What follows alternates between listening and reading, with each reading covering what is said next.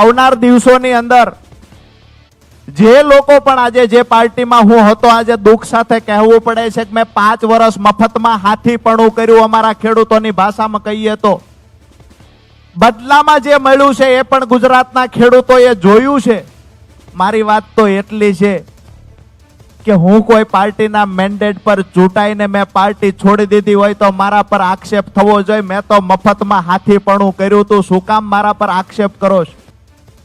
અમારા ખેડૂત સંગઠનને મજબૂત બનાવી આવનાર દિવસોમાં ખેડૂતોના જેટલા પણ પ્રશ્ન છે એને વાચા આપી અને આજ ભારતીય જનતા પાર્ટીની સરકાર પાસે ખેડૂતોના કામ થાય ને એ અપેક્ષા સાથે આજ ભારતીય જનતા પાર્ટીનો ખેસ ધારણ કર્યો છે. પોતાનો ચહેરો ચમકાવવા માટે કે પોતાના રાજકીય રોટલા શેકવા હોય તો વિપક્ષમાં રહીને ચમકાવી શકાય, ચહેરો રાજકીય રોટલા શેકી શકાય, સહાનુભૂતિનો લાભ મેળવી શકાય, રોજ નવી નવટંકી કરી શકાય.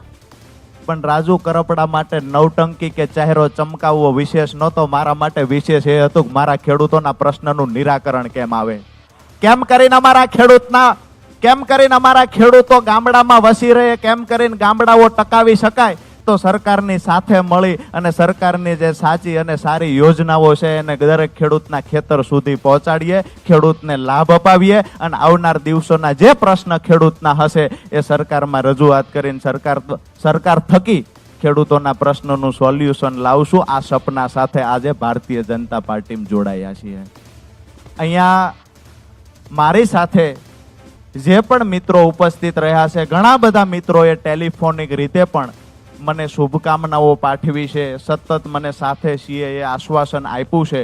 એ તમામ મિત્રોનો, વડીલોનો અને ખાસ કરીને મારા વાલા ખેડૂતોનો આજે જેટલો પણ આભાર માનું એટલો ઓછો છે. જ્યારે હું સૌરાષ્ટ્રમાં ખેડૂત સંકલ્પ યાત્રા લઈને નીકળ્યો, મેં દરેક સ્ટેજ પરથી પૂછ્યું છે કે હું આ સ્ટેજથી નીચે ઉતરી અને કોઈ પાર્ટીનો ખેસ ધારણ કરું તો તમને વાંધો નથી ને? ખેડૂતોએ 2 હાથ ઊંચા કરીને કીધું છે અમને ભરોસો છે રાજુ કરપડા જે પાર્ટીમાં જશે ને ત્યાં ખેડૂતોનું સારું થવાનું હશે.